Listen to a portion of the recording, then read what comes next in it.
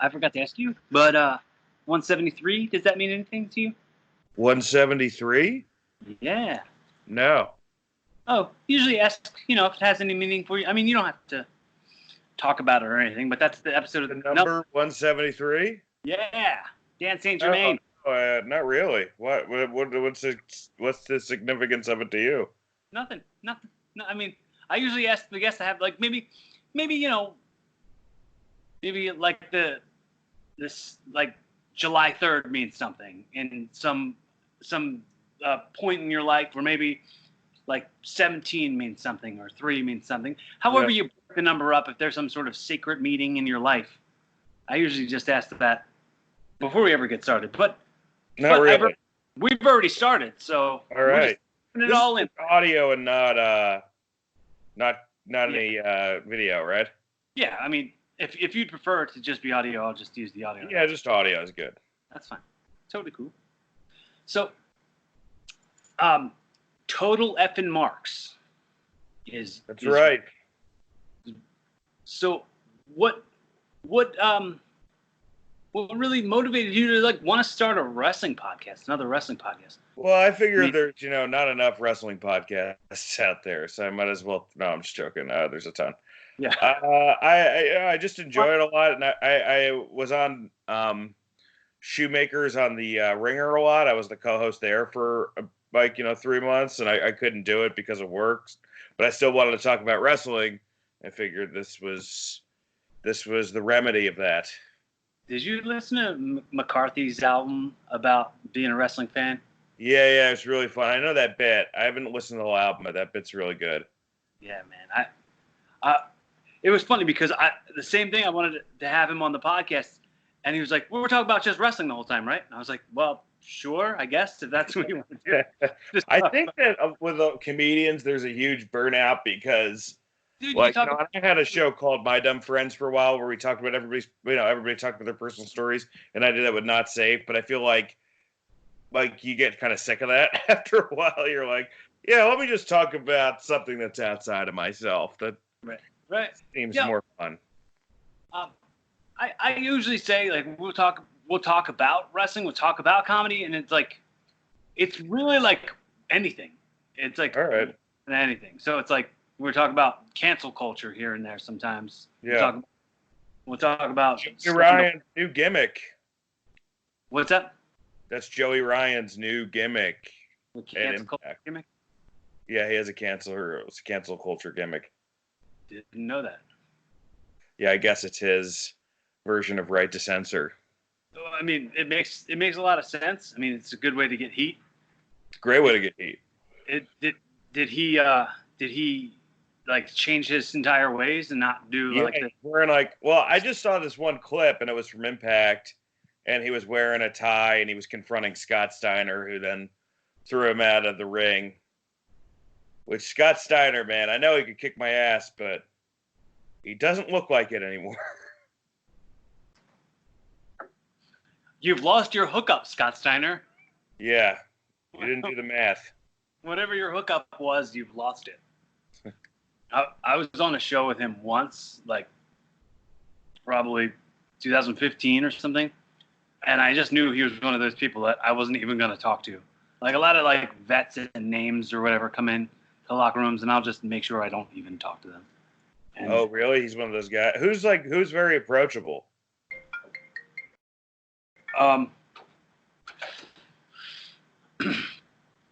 Dude, it's tough. It's tough to.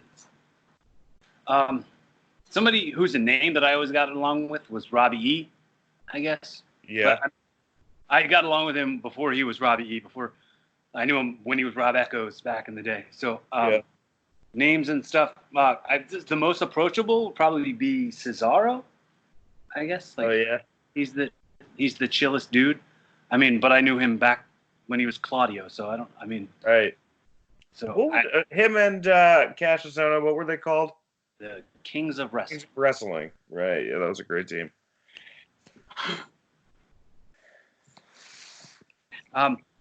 So what are your thoughts now on the wrestling business being canceled and it's Corona times and WrestleMania? You heard that Florida has a stay-at-home order. It was just issued. So tonight's tapings of, I think the stay-at-home order goes into effect at midnight. So tonight's tapings are going to be the last tapings for any American wrestling company for a while. So that's probably a good thing. Yeah. Yeah. You don't want to see these guys get sick, especially if they don't have health insurance. That's a real bad move. Right. For any company. It's a double bad. Yeah, that's a double whammy. We're not offering you health benefits. However, you can volunteer to wrestle on WrestleMania in front of nobody. Yeah. Come on, pal. How much is a ventilator? Shoot. Were you excited about any of the matches? They're not happening now? Is that what's happening? Yeah, I still am. You know, I mean, I am excited that they're stopping, they're stopping tapings, but I'm also really excited about some of the matches. And I'm excited I get to watch WrestleMania this weekend because there's nothing to fucking do. I feel a little guilty that I feel excited, but I am still a little excited. I think Edge and Randy Orton has the potential to be great. Yeah. I think Daniel Bryan and Sami Zayn has the potential to be great. And I think that the Wyatt Firefly Funhouse and the Boneyard match could be really fun wrestle crap. So, well, I heard that Roman was out because of the immune system compromise, right? And Daniel Bryan was out because of having babies. Yep. So he's not doing. Neither one of them were doing Mania. I heard like Bray was taking on Goldberg in the Firefly. Well, I think Bryan is still doing Mania. Okay. All I've heard is that the Miz was pulled, and that the tag match now is like one-on-one ladder match. So I guess the New Day's not involved, and that Andrade was pulled, and then Roman was pulled, or Roman pulled himself. Yeah, which is smart. Yeah, I mean that's something they really should have had foresight on. But I mean, hopefully it's not a painful show. I mean, it's I don't. I definitely think you have to grade this one on a curve if you're a wrestling fan. Sure. Well, how old are you, Dan? I'm 35. Okay, so I'm 36. Yeah, we're in the same age range. So age like group. Catching in, what like hooked you? What age like hooked you when you're like, around that time, around WrestleMania 10. So I was 10 at that time. That was about it. Although I liked when I was like younger, I would like Jake the Snake and Ultimate Warrior, and I had those figures. But when I really started following it, I was in 4th grade. I think I was 10. I think I really peripherally followed it at that point. Like I don't think I caught on till about like 96. To like Kane, the first Hell in a Cell. So right in the beginning of like the Attitude Era, that was like 97, right? Yeah, right when like the first Hell in a Cell happened. But I do remember like seeing WrestleMania 13 and really liking that, but I wasn't like hooked yet. Yeah. And 14, the Austin Tyson stuff.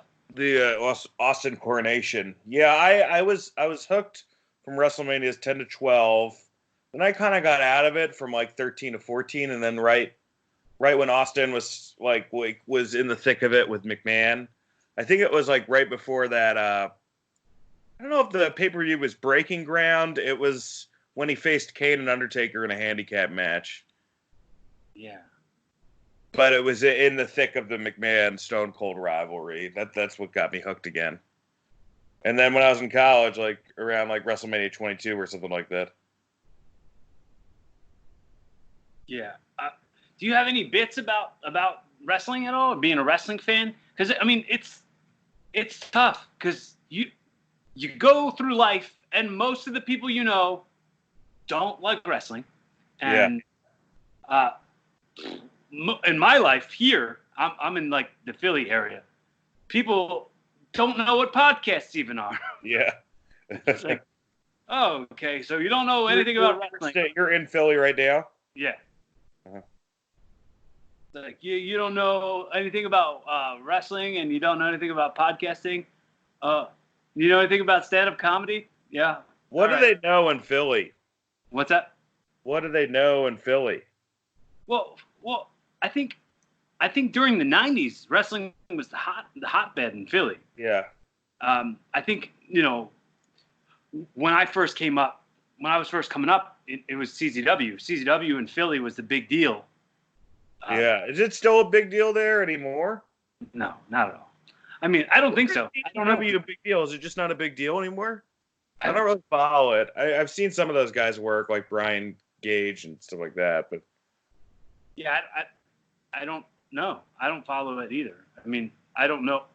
I don't know anybody who does, honestly. yeah. Like the only things I've heard were through like my friends who've been through there, which Kid Osborne, and he says bad things, and Nico Sozio, I've heard them talk, and they've said that it's bad. So I just assume that they're all right because I have no reason to not. That's the real blood and guts promotion. Yes, not AEW, who named their show Blood and Guts. No, not AEW. So are you when's your next match? Not gonna have one. I don't know. Yeah. I mean, I've been considering myself like a foot in and a foot out for like a year. Yeah. And now I kind of sealed the deal. It's just sealing it. Yeah, I don't have anything coming up. I think my next show is supposed to be April 24th. That's not it. That's not happening. Yeah. So yeah. We'll see. We'll see what happens. Yeah. I mean, I was doing work with Capital, but I stopped. Oh, and Harry is over there and Zach, Yeah. right? Yes, Harry and Zach, and that's when Chris was there because I go back with Chris. Like me and Chris have been friends since like '08 or something like that. Yeah. So Good guy. yeah, dude, super great. And the whole point of like me wanting to have these conversations on the record was what just happened.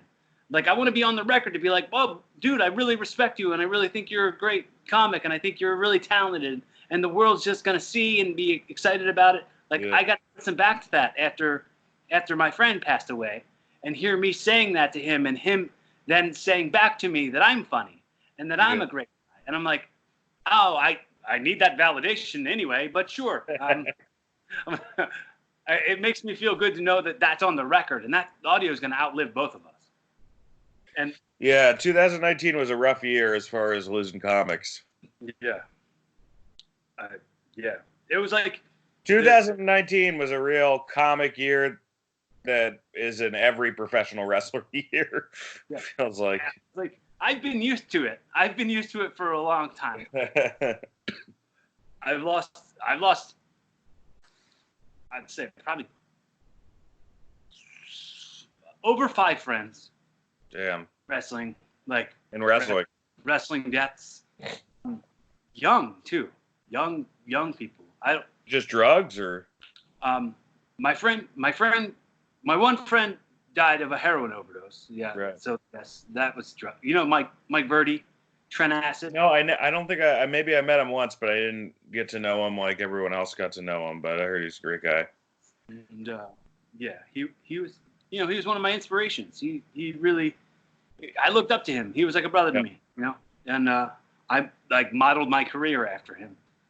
In ring, not drug career, but yeah. But I only followed his heroin use. I didn't follow his heroin tracks.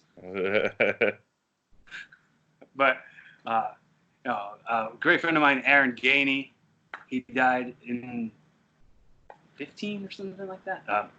But that was diabetes. Yeah. Diabetes related. My friend Chris Cash, it was like 2005, died in a motorcycle accident. So, I mean, living on the edge, man. He was a real risk taker.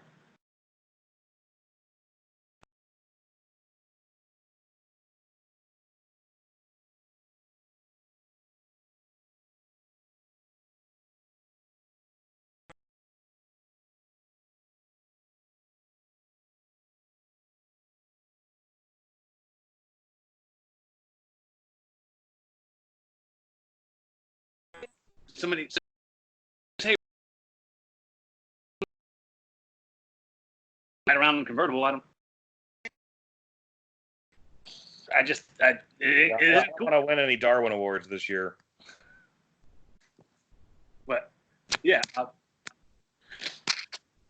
many episodes you guys in on the Total FM Marks? And that's funny because I was talking to 90 Kit. something, I think. 90 something? Yeah, I was talking to Chris, and he was like, yeah, I think I'm going to co-host it now for a while. I think. Yeah, he did. I mean, I think, he living in Philly kind of got in the way of that. So, but I was looking forward to having him on again. Now it's me and Scott Chaplin, and every once in a while we have somebody else on, but it's mostly me and Scott. You've had Eli on, right? Yeah, Eli's really great on it too. You done the roast ghost? Did I do the roast ghost? Yeah. That's a fucking Stephen Hawking. That's a blast. Yeah. Who was your Stephen Hawking? Okay, I might have listened to that one, but I'm not totally sure. I think I did listen to that one. I did Thomas Edison. I was on the Thomas Edison episode. Thomas Edison was a real dick. Yeah, we asked Nikola Tesla about it. Yeah, we roasted Thomas Edison hard. Get out of here, Thomas Edison. Arrogant. Fucking make way for some alternating current, you piece of shit. Doing all the research, finding like what an asshole Thomas Edison really was. The thing where he electrocuted circus elephants and shit. Yeah, like what? And like dogs and cats. Yeah, he's like a serial killer. He could have gone two ways, and he went into the inventor way, but he could have easily gone the Ted Bundy way. And he was like hiring people to steal their ideas. It was all. Yeah, but to be fair, every fucking American company does that shit. Right. So, what do you think of like Louis getting his career back? Oh, I don't know. I don't know, man. I don't really have any comment on that. Okay, because I like it. I think. Yeah, this. I don't want to talk about this on a podcast. You know what I mean? Can we just cut that part out? Yeah. Can we cut the Louis stuff out? Thanks. Sure.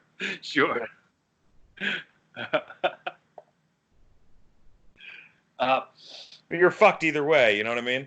Yeah. Of course. I mean,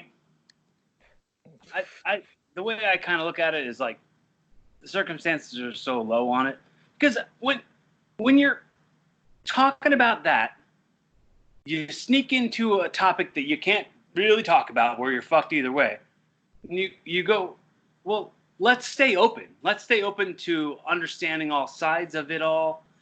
And I don't like to really stick my feet into the ground on anything and say that I know, but like I know, unless it's something I'm certain that I know, but I can always know more. Yeah. No, 100%. But I think I saw one of your sets. Did you do Adam Devine's house party? I didn't. I did John Oliver, and then after that I did This Is Not Happening. Yeah. I'm pretty sure. Tubi? You know Tubi? Do you have that app? Tubi? I've heard of it. I don't have the app, though. It just has a Comedy Central channel that just keeps running all that stuff all the way through all the time. Oh, that's good. It's like you can keep a marathon of stand-up happening in your room. Yeah, I wish that the half hour was a little bit more readily accessible. But, they do a good job of putting the clips online and shit. Well, do you have your set that you're like, do you like marry your set and like memorize it and word by word? Are we talking about the half hour? No, I'm saying just now. Oh, in general, yeah. I think that, everybody, that old adage, sneak the new stuff in the in between the tried and true works. Right. I mean, I'm obviously not doing stand up now. The last show I did was I remember I was about to go on stage and they had excuse me, sorry. Um, I was about to go on stage and they had just announced that the NBA season was being postponed. Yeah. And I was like, all right, well, comedy's not going to be happening for a while.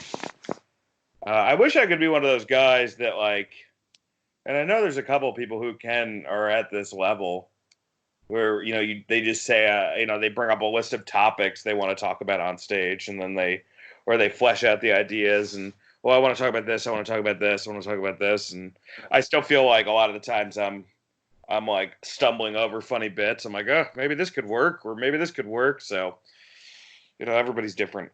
It'll somehow be like I'll have an idea, like a real fresh idea, and I know that it's gonna lead to something funny, but it's like I'm stumbling over having too many words to build up to it, like too much. What's the Jeff Foxworthy and the I Am comic? Diddly diddly diddly boom, diddly diddly diddly boom. Oh, I forget. Cut out some of them diddlies. Diddly diddly boom, diddly diddly boom. But yeah. That's part of like the process. The process is the craft. That's like why I compare wrestling and comedy so much to each other, because like I've spent so much of my life getting that craft, and now it's like I'm shifting my focus to this. It's like, with wrestling, it took me so long to be good at it because I didn't have the goal of being good at it. I had the goal of getting booked. Yeah. And now the goal in comedy is being good instead of getting booked. Yeah, I feel like wrestling and comedy are very similar in a couple ways. Yeah. Like for instance, acting is way farther away from wrestling and comedy, because wrestling and comedy, it's not like, it's not a sport. It's scripted, although one is obviously way more physically when destructive to your body. But I think that's like with comedy and with wrestling, people are like making in the moment decisions sometimes based on what's happening with the crowd. Like you have your shit, you want to get your shit in if you're a comic or a wrestler, but you are reading the room and and it's an organic thing. Opposed to if you're an actor in a play where you kind of just have to forget about the lines and play the lines, but you're creating your own world between you and the other actors, and you're letting an audience in on it, rather than wrestling and comedy where you're making the audience really part of that world. Well, it's when it's acting, it's less yours. Yes. I mean, the yours part is of course your performance, but when it comes to the comedy, those are your thoughts and your words, unless you're using somebody else's jokes. Yeah. You shouldn't be doing. Then the wrestling, it's like you're doing, you've called the match. You've understood that you're the one doing that. So it's your risks and your rewards. It's the same, like, the same payoff as a good joke is like hearing people pop for stuff. I've got addicted to the pop. I got addicted to the pop when I was a kid, and I'm still chasing. What's more satisfying for you? People laughing at a bit or a crowd popping for a great spot? They're so equal. It's really. I couldn't even really say. I mean, because I think more recently in wrestling, I make the pops mean more because I do less. Right. Because if you do less, you can make that mean a lot more. And it's also like I don't want to get hurt. Yeah, exactly. And who are your favorite guys right now? My favorite guys right now? I'd say Jericho. Probably always has been. Never not been one of my favorite guys. Yeah. And I mean, number one all time for me is Chris Jericho. I don't know. I'd have to think about it more. What about you? I definitely put Jericho up there. There's a lot of Japanese guys like Ibushi and Okada that I really like.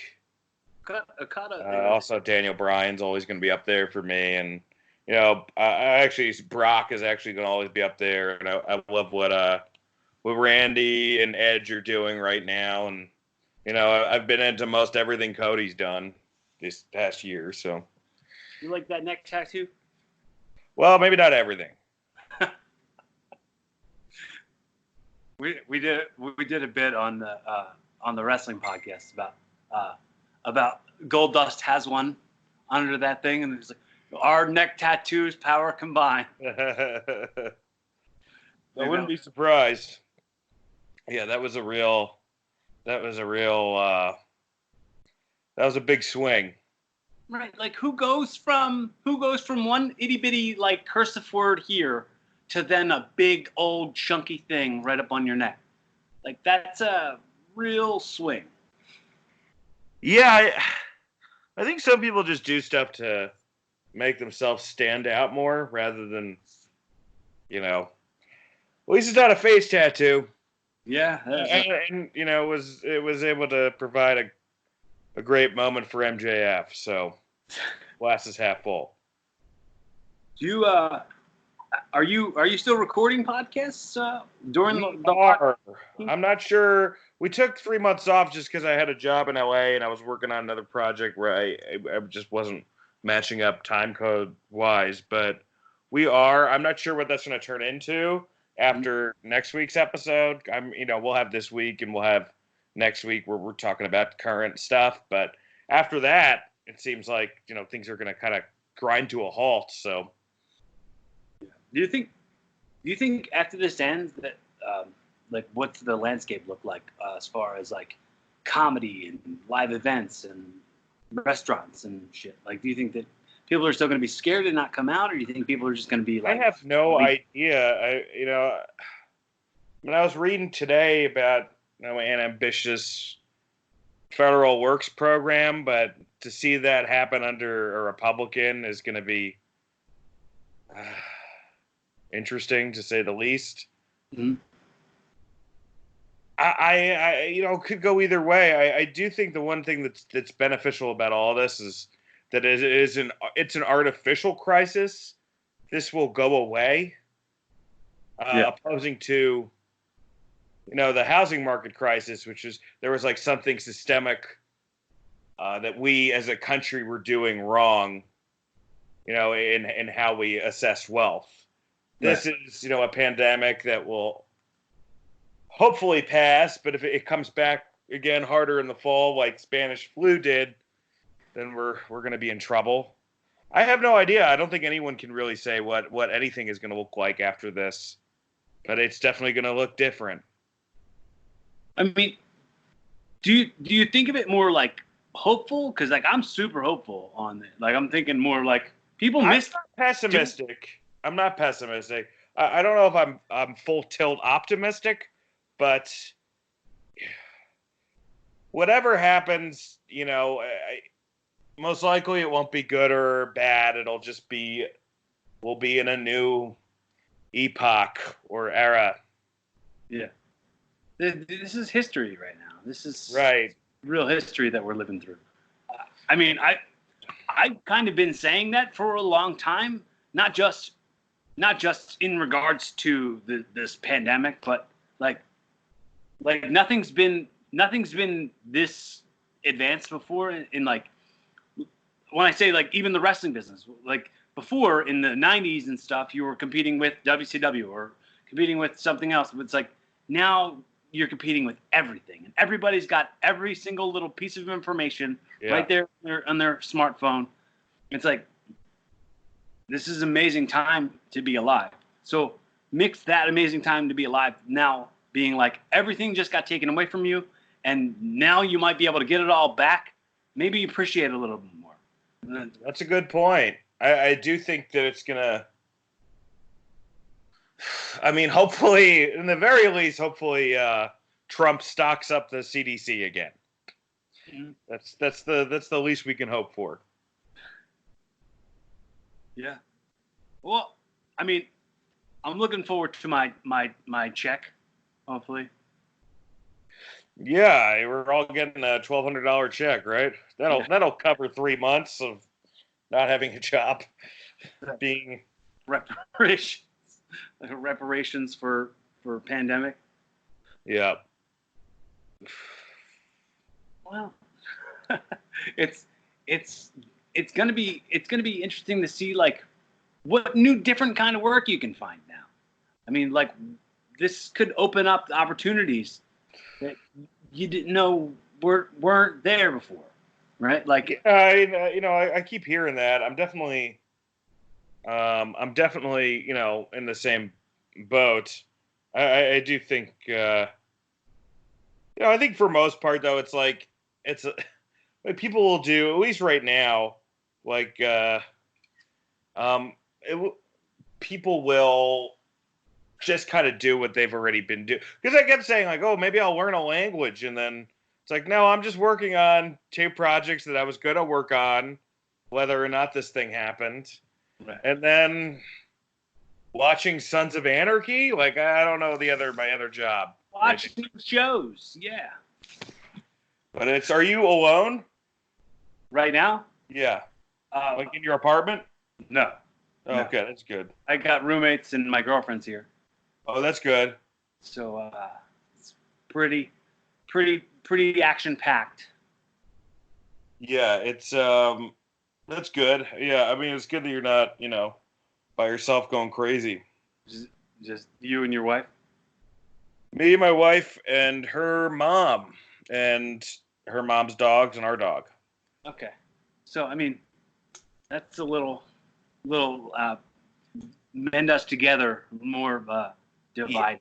I mean, we're doing all right, but it is the premise of most sitcoms. Yes, Yeah, you can the actually reason writers keep going back to it.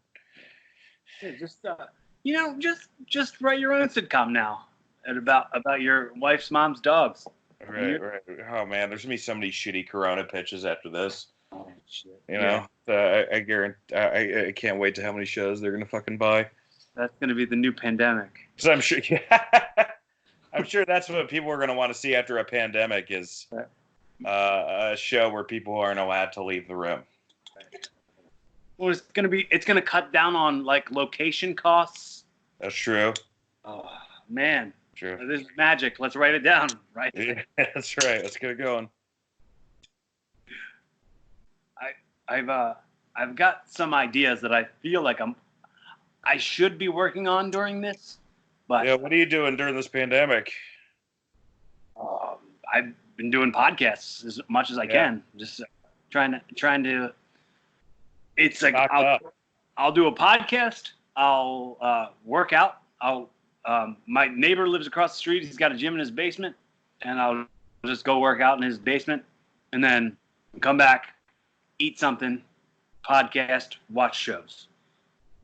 Eat something, watch shows, podcast.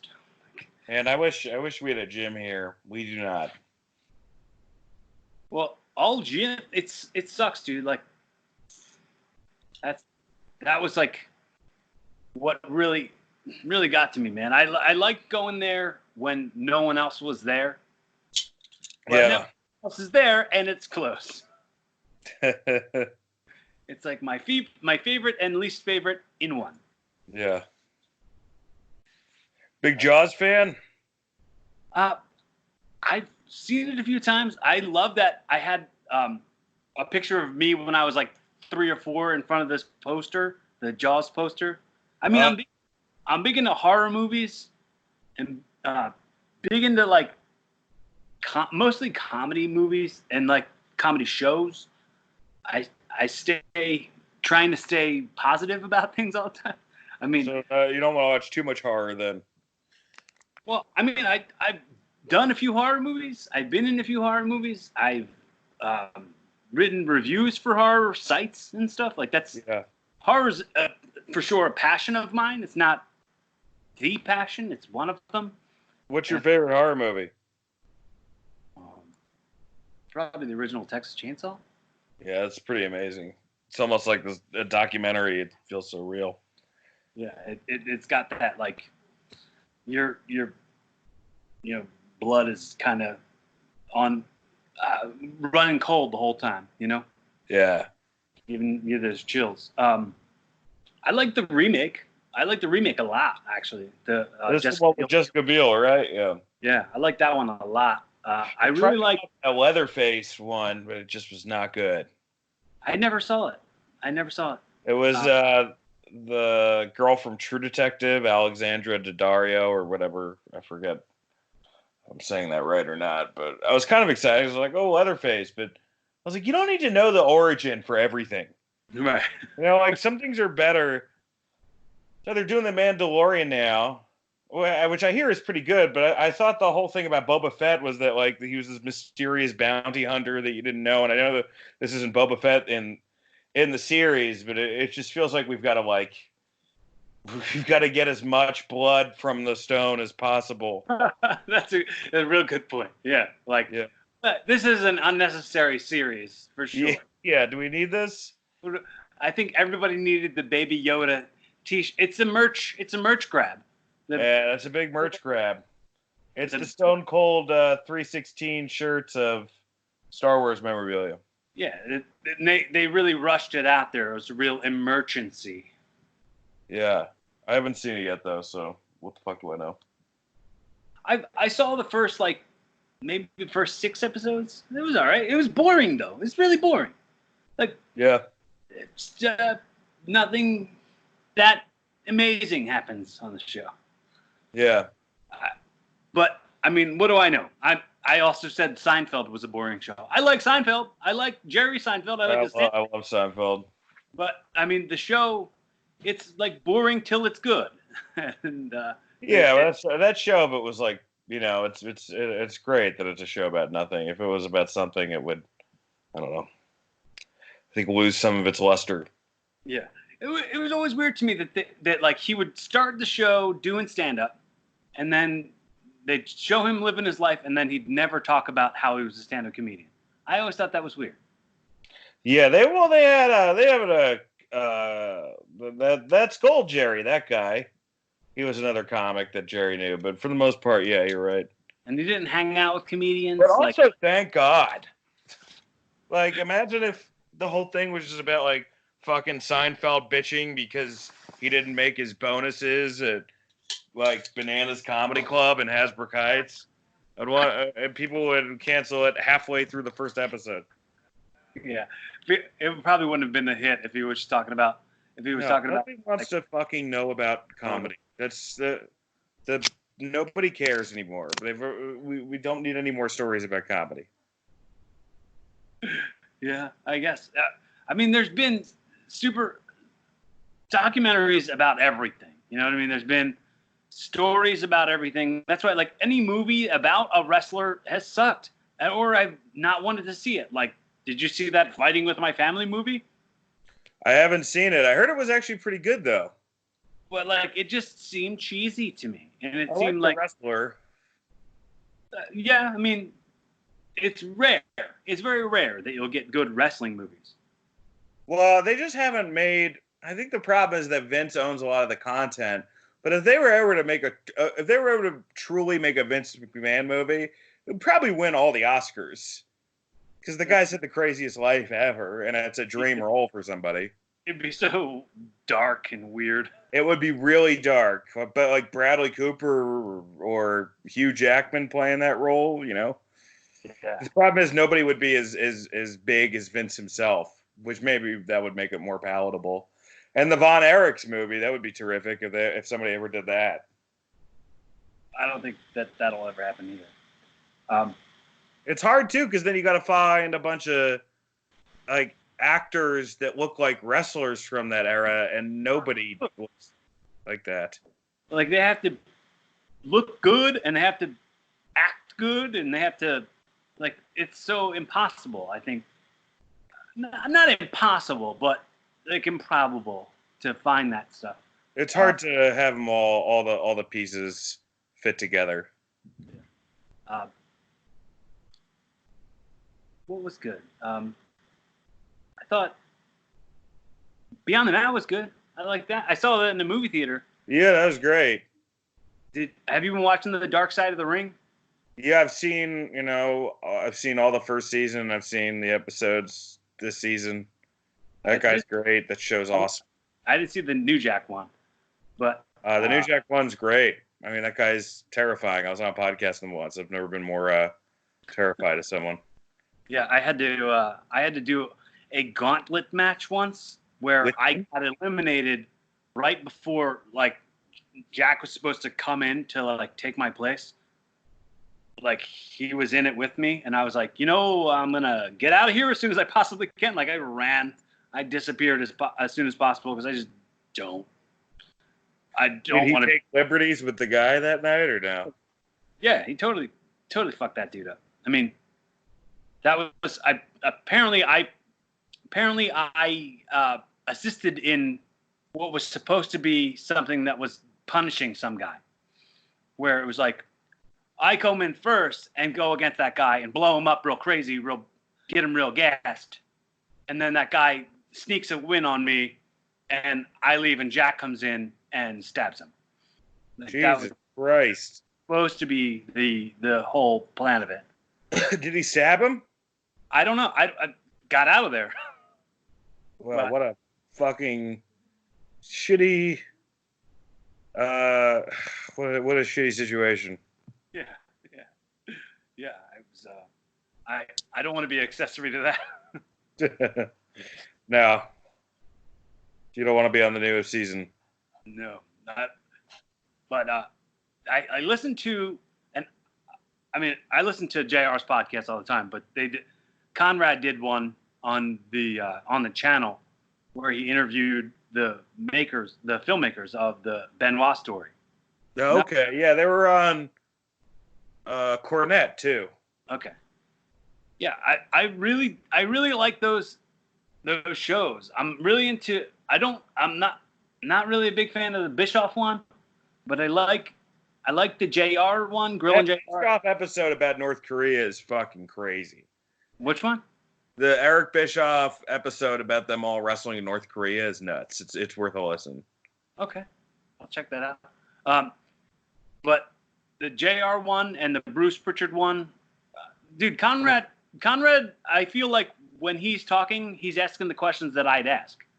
Yeah, I mean I think that's why Something to Wrestle is so good. I haven't checked out the WrestleMania 11 episode yet. It's one I was there live for, so I'm excited to check that out. Historically known as one of the worst WrestleManias ever, though I had a great time as a kid. Yeah, they talked about how it was one of the worst WrestleManias. Oh, really? In that episode? I haven't listened to it yet. The one with it had Jonathan Taylor Thomas and. Yeah, that was Pamela Anderson, Jenny McCarthy. Yeah. It was a true mid-90s event. It was like the middle of when WCW was getting hot and you couldn't promote WrestleMania and go, look at the history of WrestleMania. Here, let's play back all this footage of the guys who aren't here anymore and all at the other place. Yeah. Yeah, it was a pain in the ass. Yeah. But hey, but I may have to bounce out in a couple minutes if you wanted to. Yeah, that's fine. Just let me know, dude. Yeah, because I gotta eat dinner with my wife, and so about 5 minutes, I'm probably gonna bounce out. Okay, I'll just ask two more real quick things. Sure, you got it. And then then I'll let you go. No worries, buddy. So, like I said, I'm really excited about the fact that this audio is gonna outlive us, right? So the fact that we'll have it on the record of our first conversation. Maybe us starting to get to know each other. Who knows where that's going to lead to it beyond this point? But could be the beginning of a murder-suicide. Perhaps. I mean, shrugs. but I like to look at an audio time travel to go hey, if Dan's family wants to find out what he's like in 35 years. Oh, Jesus Christ. I really hope they don't listen to podcasts. When he was 35 and they stumble across this audio, what is the direct... He sound so defeated? What's that? It says, why does he sound so defeated? He sounds bored. Yeah. Yeah. So what's the message for 35 years from now, people? Like as if you're actually there. This is what I'm calling audio time travel. Oh, man. I guess I should just apologize for using all the resources because everyone is going to be in some sort of fucking Mad Max. So yeah, sorry I'm sorry I flew on so many planes to gigs, and I used an air conditioner and I drove a car and everything else that left a big ass carbon footprint. Sorry about that, guys. Now, what are the parts of it in that message that would like motivate somebody to evolve to a better version of themselves? Like what were the things that you caught inspiration from that would help them look into? I don't know, man. I mean, like, like all you can learn from history is the failures, right? So just try to document, the missteps that I've made in my life. Look, taking out money from an ATM at 4 a.m. after, a guy named Hector texts you, probably not a great idea. I'll let everyone know that. Well, I think that I think you need to give yourself a little more credit, man. I think you're helping a lot of people through some tough times. I mean, your podcast helps some people, and you got a comedy career that helps a lot of people. So, talking about being defeated, you got nothing to be defeated about, dude. You're killing it. Thanks, man. It's been a fun run. I'm lucky. I've known a lot of good people, talented people who have luckily given me a shot here and there. Yeah. Gratitude is the best attitude. Gratitude. I have a gratitude thread.